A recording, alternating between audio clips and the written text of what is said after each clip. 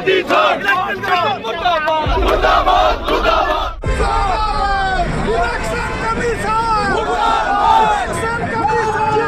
चोरी करता है वो अंत में पकड़ा जाता है, हाँ या ना। दोस्तों, वोट चोरी के मसले को लेकर लगातार राहुल गांधी जी खुलासे करते हुए नजर आ रहे हैं और एक ना एक दिन भाई और बहनों ये पकड़े जाएंगे।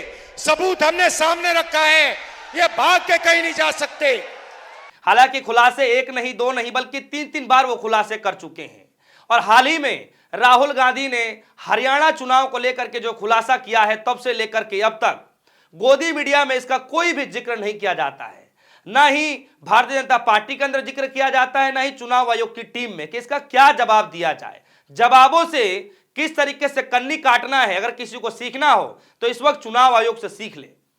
दरअसल दोस्तों, हुआ क्या है कि राहुल गांधी के खुलासे के बाद सिर्फ हरियाणा में ही नहीं दोस्तों, तमाम प्रदेशों में विरोध प्रदर्शन देखा गया।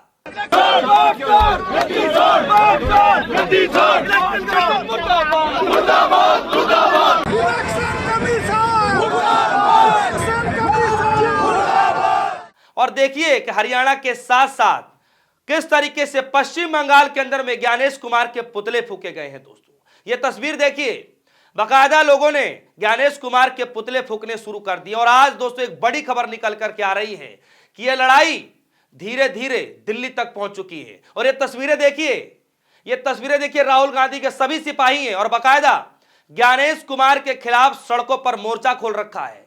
भारी तादाद में पुलिस बल तैनात है, लेकिन उसके बावजूद भी राहुल गांधी के सिपाही वोट चोरी के नारे लगाते हुए ज्ञानेश कुमार के खिलाफ, बीजेपी सरकार के खिलाफ मोर्चा खोल रखा है।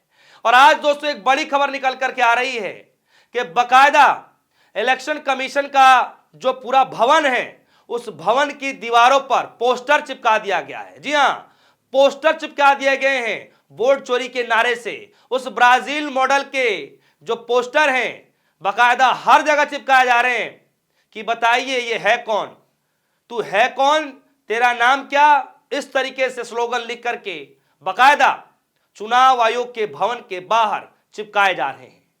दोस्तों, जैसे कि मैंने आपसे कहा कि ये लड़ाई बहुत तेजी से लड़ी जा रही है, दिल्ली के अंदर तक ये लड़ाई आ चुकी है। और दोस्तों इतना ही नहीं कि इलेक्शन कमीशन के भवन के बाहर दीवारों पर जो पोस्टर चिपकाया जा रहा है, इतना ही नहीं दोस्तों, बाकायदा दिल्ली के डीटीसी बसों में घुस करके लोगों को जागरूक किया जा रहा है।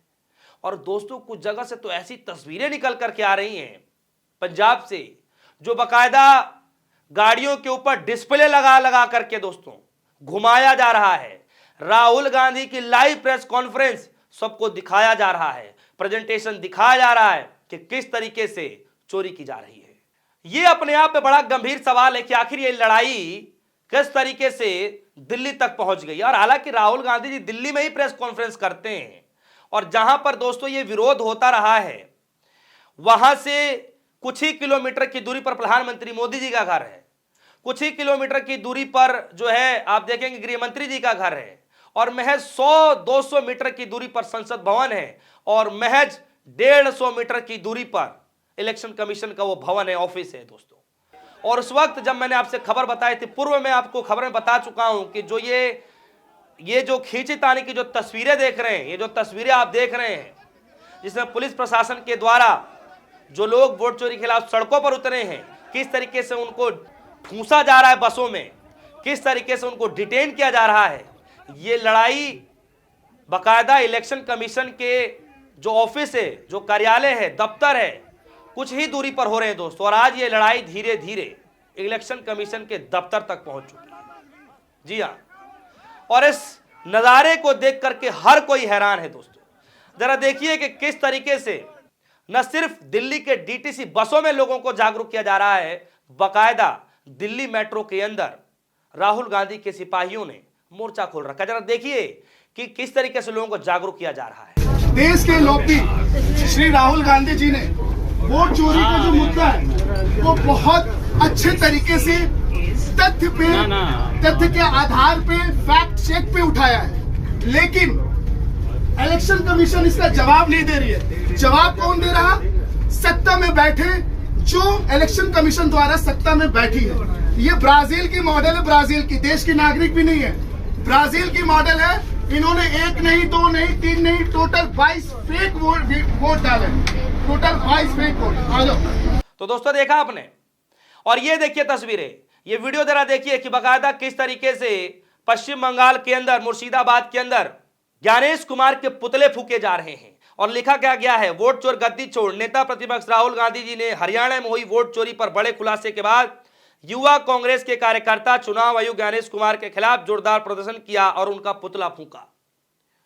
दोस्तों ये खबरें जो है सिर्फ हरियाणा में ही नहीं, हरियाणा से ही नहीं निकल करके आ रही है कि हरियाणा के जो चुनाव आयोग का जो दफ्तर है, जो कार्यालय, उसके बाहर विरोध प्रदर्शन किए जा रहे हैं, पुतले फूके जा रहे हैं, बल्कि दिल्ली में दोस्तों जो मेन चुनाव आयोग का जो कार्यालय है, सोचिए कि उस भवन के दीवारों पर ही बाकायदा पोस्टर चिपकाए जा रहे हैं।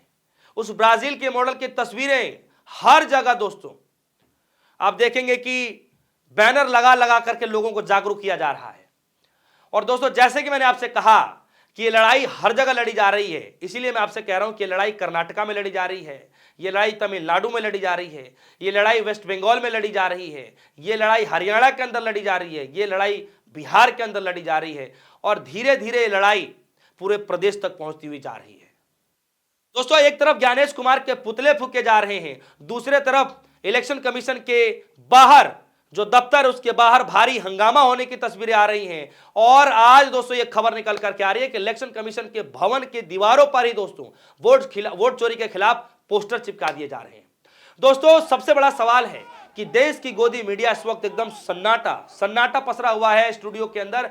एक सवाल राहुल गांधी के किए गए खुलासे के बाद सत्ता पक्ष से नहीं पूछे जा रहे हैं, न ही सत्ता पक्ष से पूछे जा रहे हैं, न ही इलेक्शन कमिश्नर से पूछे जा रहे हैं, न ही इलेक्शन कमीशन से पूछे जा रहे हैं, न ही ज्ञानेश कुमार से पूछे जा रहे हैं। और दोस्तों आज इसीलिए राहुल गांधी ने बाकायदा मीडिया से बातचीत करते हुए कहा कि जो उन्होंने खुलासे किए हैं, कायदे में देश की मीडिया को उस पर सवाल लेकर के ज्ञानेश कुमार से पूछना चाहिए था, देश की सत्ता से पूछना चाहिए था। लेकिन दोस्तों क्या ऐसा कारण है कि देश की मीडिया में उसको मुद्दा ना समझते हुए कचरे के डिब्बे में राहुल गांधी के सारी मेहनत को डाल देते हैं।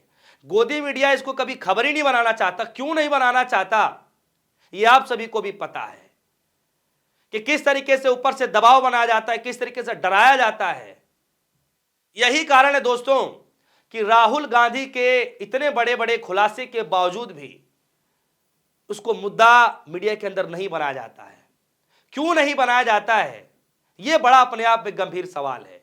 दोस्तों कायदे में देखा जाए ना, अगर देश की गोदी मीडिया ने अगर ये इसको बड़ा मुद्दा बना दिया तो सोचिए कि ज्ञानेश कुमार के पास एक एक सवालों के, मैं सही बता रहा हूं, जवाब नहीं देता बनेगा। एक भी सवालों के जवाब सही तरीके से नहीं दे पाएंगे। और इसीलिए राहुल गांधी बेबाकी से बार बार ये कहते रहे हैं कि देश की मीडिया को कम से कम ज्ञानेश कुमार से इस पर सवाल पूछना चाहिए, कम से कम अपने प्राइम टाइम में इस खबरों को दिखाया जाए कि इतना बड़ा गंभीर मसला है, देश के हर शख्स की आवाज है, देश के हर एक व्यक्ति के मसला है, हर एक व्यक्ति से जुड़ा हुआ मसला है, लेकिन इस मसलों को तवज्जो ना देते हुए दूसरे और भी सारे मसलों पर तवज्जो दिया जाता है। क्यों ऐसा होता है? दोस्तों आप सभी को क्या लग रहा है कि राहुल गांधी के खुलासे के बाद इस वक्त पूरे देश में ही धीरे धीरे ये पूरा विरोध बढ़ता चला जा रहा है। जगह जगह से नई नई तस्वीरें निकल करके आ रही हैं। कहीं चुनाव आयोग के दफ्तर के बाहर विरोध प्रदर्शन की तस्वीरें आ रही हैं, कहीं पर ज्ञानेश कुमार के पुतले फूके जा रहे हैं उसकी तस्वीरें निकल करके आ रही हैं, कहीं पर उनके इस्तीफे की मांग आ रही है। अब दिल्ली के अंदर दोस्तों भारी विरोध प्रदर्शन देखा जा रहा है। बाकायदा इलेक्शन कमीशन के दफ्तर जो है, कार्यालय जो है, आप कह लीजिए हेड ऑफिस कह लीजिए, जो भवन है वो कह लीजिए दोस्तों, दीवारों पर ही वोट चोरी के पोस्टर चिपकाए जा रहे हैं।